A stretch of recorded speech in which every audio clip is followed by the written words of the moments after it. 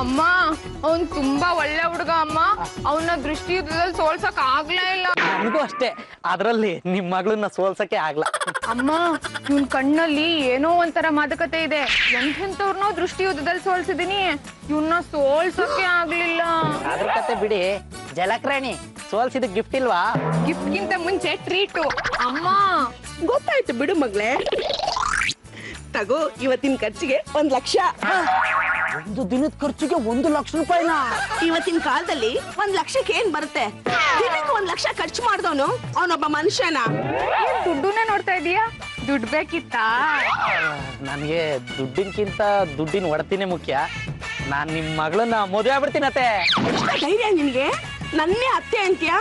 ಮಗ್ಳೆ ಏನಂತೀಯ? ಹ್ಞೂ ಅಂತೀನಮ್ಮ. ನೀನ್ ಅಂದ್ಮೇಲೆ ಅದು ಓಕೆ ಬಿಡು. ಆಯ್ತಪ್ಪ, ಮನೆಗೆ ಬಂದು ಮಾತಾಡ್ತೀನಿ. ಕಾಫಿ ಎಕ್ಸ್ಟ್ರೇಟು, ಟೀ ಎಕ್ಸ್ಟ್ರೇಟು, ಕಾಂಪ್ಲೆಕ್ಸ್ ಎಲ್ಲ ನೋಡ್ಕೊಳಕ್ಕೆ ಒಬ್ಬ ಹಾಲ್ ಬೇಕಾಗಿತ್ತು.